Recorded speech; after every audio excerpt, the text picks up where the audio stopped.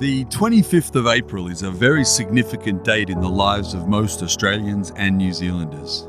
To us, the 25th of April is a day of remembrance and respect for those who made the ultimate sacrifice in times of war. It is an opportunity to reflect, to mourn, and to commemorate a period of tragedy and triumph. Some see the 25th of April as a day of commiseration, but I have always seen it as a day of celebration. The 25th of April is ANZAC Day. The acronym ANZAC stands for Australian and New Zealand Army Corps, and the concept for ANZAC Day was to ensure that future generations always remembered the sacrifices made by Australians and New Zealanders during World War I, particularly those made on April 25, 1915, which marked the beginning of the infamous Gallipoli campaign.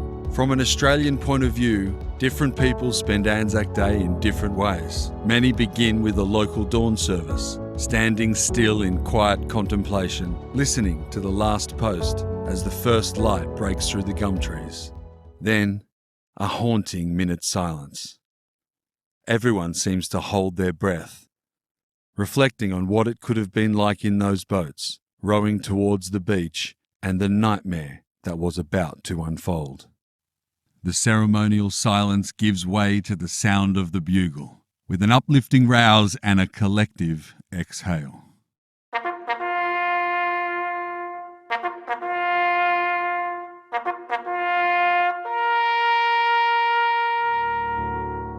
The sun fills the sky and the celebration begins. The streets fill with people, eager to pay their respects at the town march or the wreath-laying ceremony, and then to the local RSL, to play two-up and have a laugh with your mates.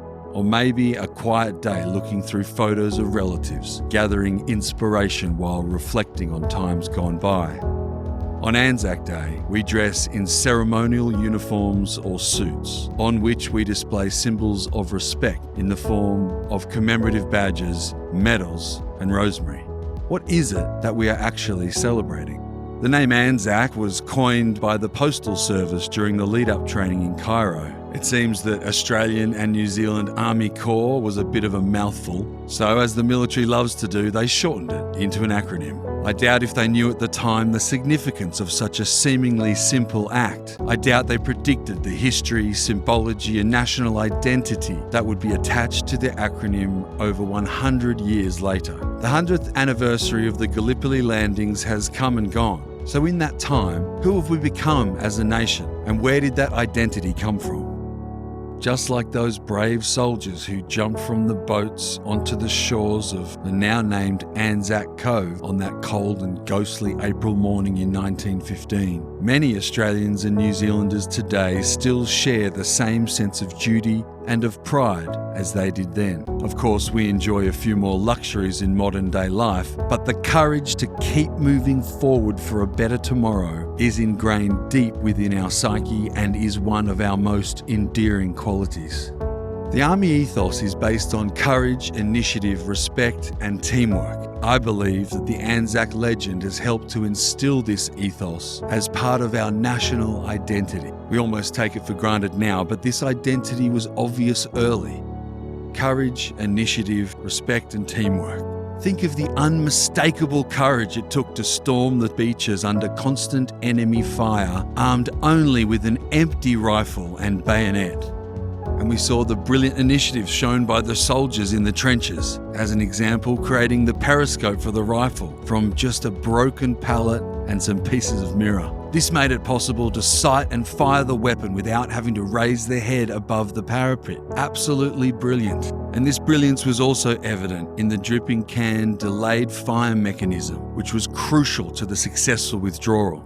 In fact, the withdrawal was an extraordinary achievement in its own right, which without exceptional levels of teamwork would have been impossible. So how does a human summon that level of courage, initiative, and teamwork in such horrendous conditions? Well, I know one thing's for sure. They certainly don't do it for their own self-interest.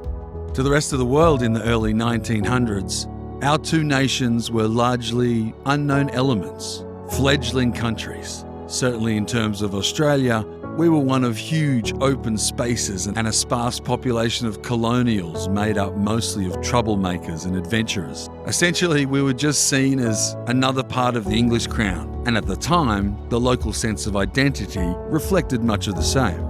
Then, during World War I, our two nations formed a bond so strong that it made a statement to the rest of the world that we had come of age. And through unity, we began to forge our own identity with blood, sweat, and tears.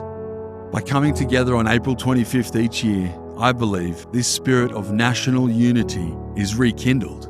History shows that for peace-loving people, us colonials have been a formidable adversary when stirred to action and also remarkably successful at the business of war. On every occasion when Australians and New Zealanders have been called upon, they have done so generously, effectively, and efficiently. Then in World War II, the ANZAC spirit was yet again a force to be reckoned with. While the Desert Fox, General Rommel, was still on the offensive near El Alamein, it was noted that he shouldn't have too much trouble breaking through along the coast road because there was only, quote, a division of colonials holding it. And it said that he immediately replied, well, those aren't just colonials, those are Australians. And the Australians our troops have engaged with so far are extraordinarily tough fighters. They stake their life to the task and fight to the last with extreme cunning. Give me 2 divisions of Australians and I will conquer the world. Then after the battle, he reported, if I had to capture hell, I would use Australians to take it and New Zealanders to hold it.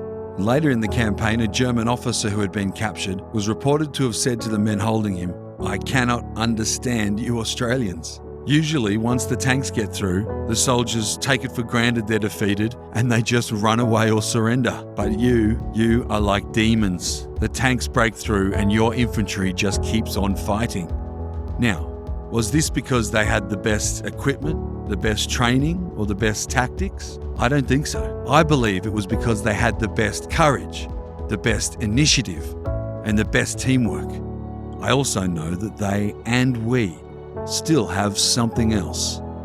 We have something that binds us together, something stronger and more important than any weapon. We had the best mateship, an unstoppable force that enables us to achieve seemingly impossible things. Mateship drives us to go beyond ourselves because we cannot and will not let our mates down. There is something in our identity that brings us together in the face of adversity. As we have seen over the decades with the tragic fires and floods, our natural disposition is to stick together and support each other. I like to think that this flows from the deeper springs of our national character and a belief that freedom and safety is the right of all people in our countries. Some mistakenly believe that our militaries are in the business of taking life. I believe that's wrong. Our military is in the business of preserving life, the lives of the innocent, the lives of our families, and the lives of our mates. Young men and women visiting Gallipoli today will stand on the beach at ANZAC Cove, run up and down the broken ridges and the twisted gullies, all the time with one question on their mind. How would I have done? Would I have shown the same strength of character? Would I have been able to storm the beach? Would I have been able to conduct the mad dash into the hills or defend the crazy positions at Courtney's and Quinn's Post? Would I have been able to stand shoulder to shoulder fighting for an impossible victory? And in impossible conditions, those soldiers had the determination to hold their positions in spite of everything, not for themselves, but for their mates. Then ANZAC troops showed their famous larrikin spirit by playing cricket on the beach in full view of the enemy and by organising local ceasefires so they could get a game of 2-up underway. They developed a credo which valued courage, initiative, teamwork, and mateship in spite of overwhelming odds. Those who commiserate ANZAC Day say, "Why do you celebrate ANZAC Day? We were defeated. Shouldn't you be celebrating a victory?" And I tell them, we are. It is a celebration of a victory of the human spirit. It is not a celebration of war or the so-called glory of battle. It is a time when the nation stops and examines what it is we hold important about ourselves. We dedicate ourselves to be worthy of the legacy left by the ANZAC. The courage our nations have shown is a source of great pride for anyone ever blessed enough to call Down Under home. In far and foreign lands, our influence has been felt for the last 100 years, and an Australian or New Zealander travelling today does so in relative safety, thanks in part to the sacrifices made by its citizens and its servicemen and women. From the mud-filled trenches of the Somme to the wind-beaten mountains of the Uruzgan province. And right here at home, Australians and New Zealanders have displayed courage driven by mateship time and time again. You've heard it said before, every serviceman and woman, be they ex-serving, currently serving or reserve, at one time in their life effectively wrote a blank cheque, payable to Australia, payable to their mates, for a sum up to and including their lives in the service of preserving someone else's. So, what do we celebrate on ANZAC Day? Not war, not battles, and when it comes down to it, not even the military. We celebrate the triumph of the human spirit. We celebrate a drive to stand with each other through times of need, our commitment to protect one another. We celebrate courage, initiative, respect, and teamwork. But above all else, we celebrate mateship. Mateship for those who stand beside us, those who stand behind us, and those who have gone before us. Lest we forget.